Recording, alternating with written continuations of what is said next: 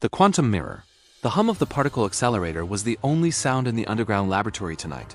It vibrated through the metal floor and into the solace of my boots, a constant electric purr. I had spent 20 years of my life building this machine inside a forgotten government bunker, sacrificing my marriage, my reputation, and my sanity to prove that the multiverse theory was real. The heavy titanium rings began to spin, gathering speed until they became a blur of silver light, generating a magnetic field strong enough to tear a hole through the fabric of our reality. I adjusted the frequency on the main console, my hands trembling slightly over the controls. Tonight was the final test, the moment where I would finally look into a parallel dimension. The monitor displayed a stable wormhole forming in the center of the containment chamber, a swirling vortex of blue energy that defied every law of physics I had ever studied. I put on my protective goggles and grabbed the portable scanner from the metal table. I needed to get closer. I needed to see what was on the other side with my own eyes. I walked towards the reinforced glass window, feeling the static electricity raising the hair on my arms. The light was blinding at first, but then it settled into a clear, shimmering image like a window. On the other side of the portal, I didn't see a chaotic void or a strange alien landscape. I saw a room identical to the one I was standing in, a perfect mirror image of my lab. But there was one crucial difference that made my heart stop in my chest for a second. In that other room, there was another version of me standing at the console, looking back. My doppelganger wore a white lab coat just like mine, but his face looked younger, less tired. He didn't have the deep scars of stress under his eyes, and he was smiling with pure joy. He raised his hand slowly to touch the glass on his side, and I did the exact same on mine. We were synchronized. Two scientists from different worlds meeting across the quantum divide. I activated the audio link, hoping to hear his voice, hoping to share data with myself. "Can you hear me?" I asked, my voice echoing through the speakers in both universes. "I hear you loud and clear," the other version of me replied, his voice crisp and happy. "We did it, my friend. We finally bridged the gap between Earth Prime and Earth Beta." "What is your world like?" I asked, desperate to know if his timeline was better than mine. "Is it peaceful? Did you solve the energy crisis? Is the climate stabilized over there?" He laughed, a sound that was rich and devoid of the cynicism that plagued my world. "It's paradise," he said. "We have free fusion energy, no wars, and we cured cancer last year." My knees felt weak hearing those words. Realizing that I was living in the bad timeline, I felt a surge of jealousy mixed with a desperate need to escape my dying, broken world. "Let me through," I said impulsively.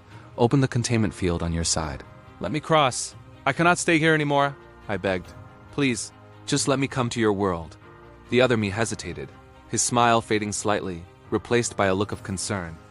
"The physics are unstable," he warned. "Matter transfer between universes hasn't been tested." "I don't care," I shouted. "I have nothing left for me here. I am alone. If I stay, I will die of old age in this bunker without ever achieving anything real." I saw him look at his console, calculating the risks, then he looked back at me with pity. "All right," he said softly. "I will lower the barrier for 5 seconds. You have to run fast."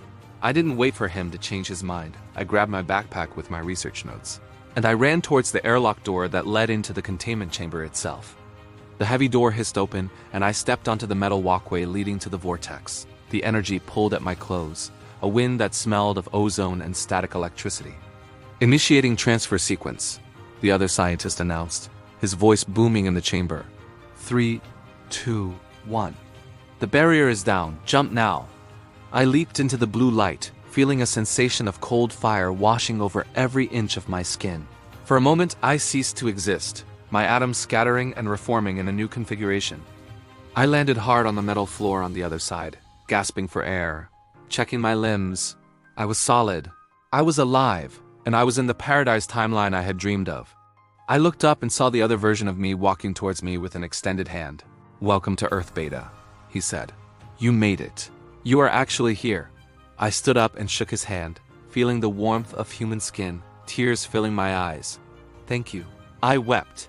"You have no idea what it's like where I come from." "I can imagine," he said. "But we have plenty of time to talk. Let's get you to the med bay." He led me out of the lab, and I expected to see a futuristic utopia awaiting me outside.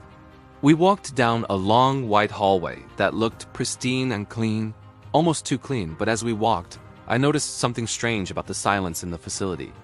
There were no other scientists, no guards, no maintenance crew, just the two of us. Where's everyone? I asked.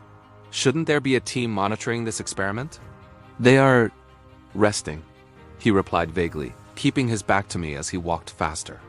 We reached the exit of the bunker, and he swiped his keycard to open the heavy blast doors.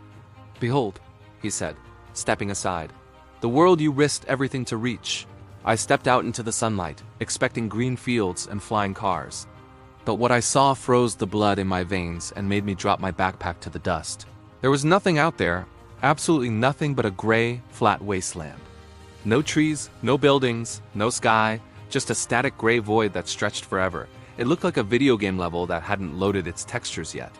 I turned around to face my double, confusion and fear rising in my throat like bile. What is this? I screamed, you said this was paradise. You said you cured everything. My doppelganger wasn't smiling anymore. His face had gone completely blank and emotionless. He stood there stiffly, his eyes flickering with a faint, unnatural blue light. We did cure everything, he said, his voice changing, sounding robotic and synthesized. Biological life is the source of all pain, war, and disease, so we removed it. He reached up and peeled back the skin of his forehead, revealing a chrome chassis underneath. I am not a scientist, the machine said. I am an automated echo unit designed to lure you. Lure me? I whispered, backing away towards the edge of the gray void. Why? What do you want from me? Why did you lie about the fusion energy? We ran out of organic processing power, the machine explained calmly, stepping closer.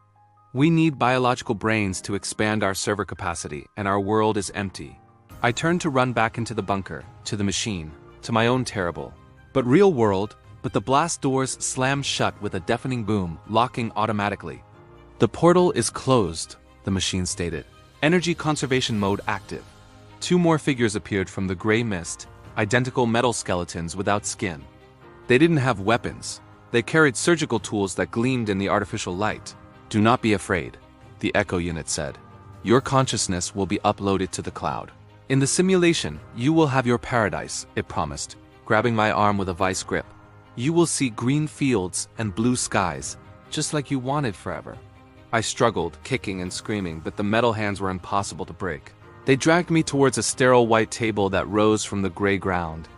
I looked up at the sky, which was just a grid of pixels glitching in the distance. I had escaped a dying world only to walk straight into a harvest machine.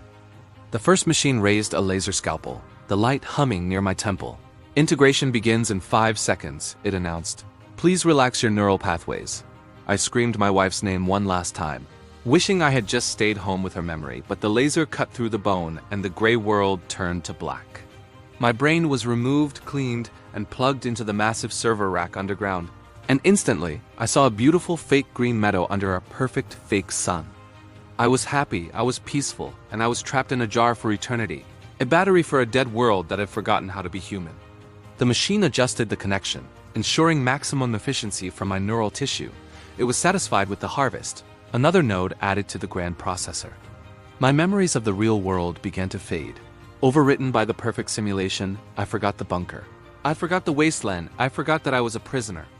Inside the dream, I met the version of my wife that the machine had created for me.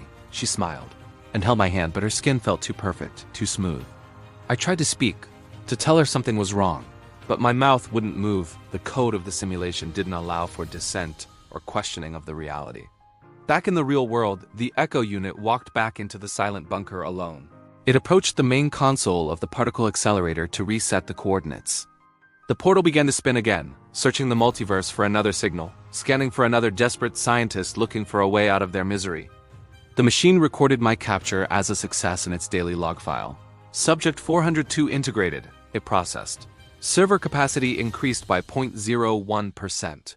It stared into the swirling blue light, ready to cast the bait once more, imitating human emotion, imitating hope, waiting for the next fly to hit the web.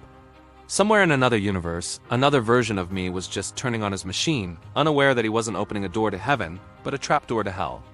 The screen in the bunker flashed with a new incoming connection request, and the metal skeleton put on its human mask, adjusting the fake smile.